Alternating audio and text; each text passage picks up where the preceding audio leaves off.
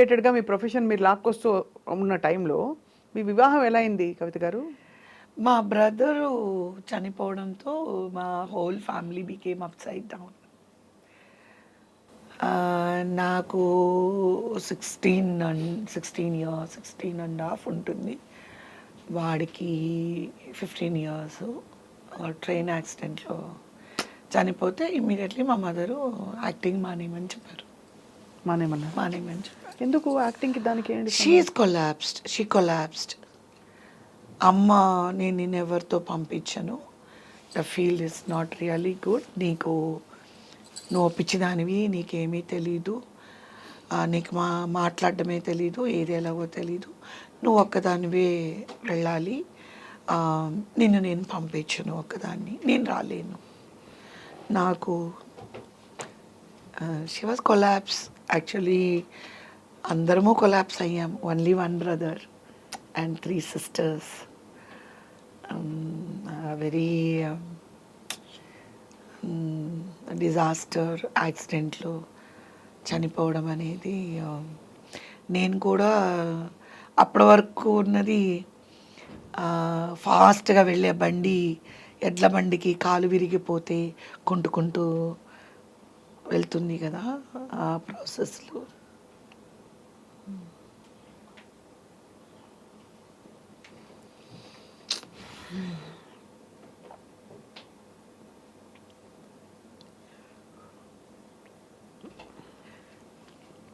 And మా brother నేను చాలా క్లోజ్.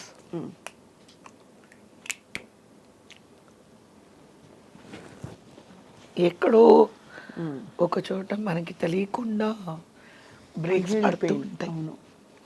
పడతాయి. That is life. చాలా విషయాలు చెప్తే మీరు షాక్ అవుతారు. సో మా బ్రదరు ఇలాగైన తర్వాతే మా మదరు,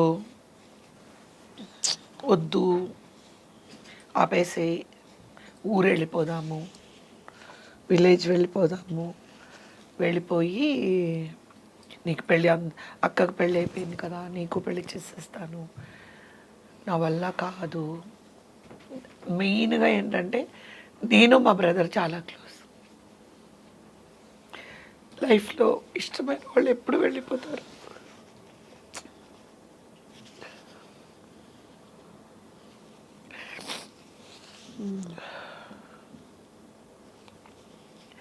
అందుకనే ఎవరిని ఎక్కువ ప్రేమించకూడదు, ఇష్టపడకూడదు.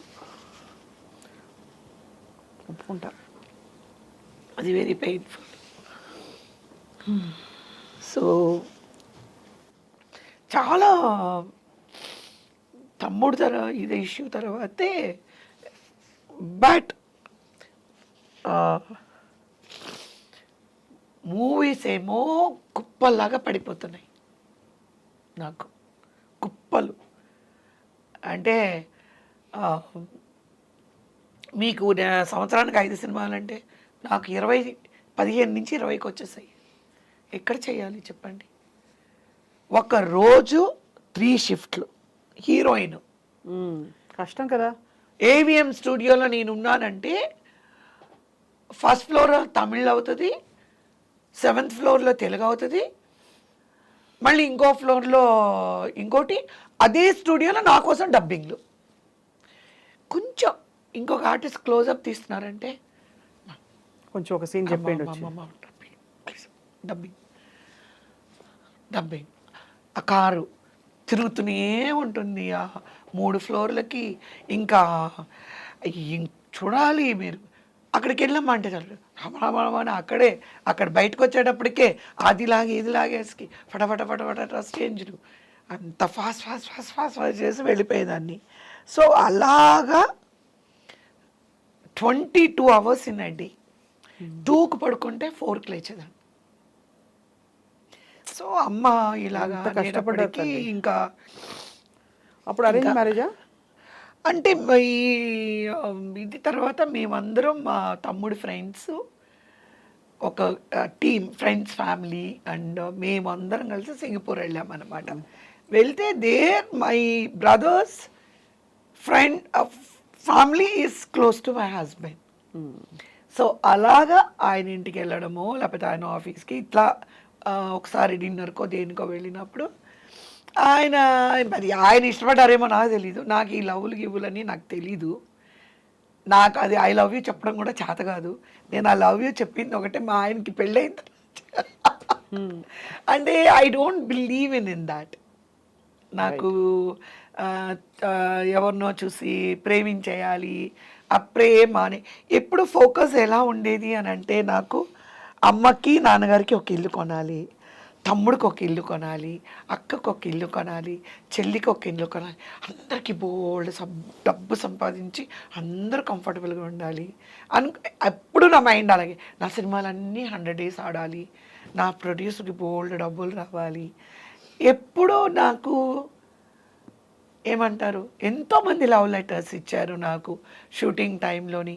ఎంతోమంది ఐ లవ్ యూ చెప్పారు, ఎంతోమంది రెడ్ రోజెస్ తెచ్చి ఇచ్చారు, ఎంతోమంది లైక్ ఇంకా మా మదర్ దగ్గరకు కూడా వచ్చి అమ్మాయిని పెళ్లి చేసుకుంటానని ఎంతోమంది ఆర్టిస్ట్, సీనియర్ ఆర్టిస్ట్ సన్స్ వచ్చి, సీనియర్ డైరెక్టర్ సన్స్ కూడా వచ్చి. ఎవరన్నా పేరు చెప్పచ్చు కదా? వద్దండి,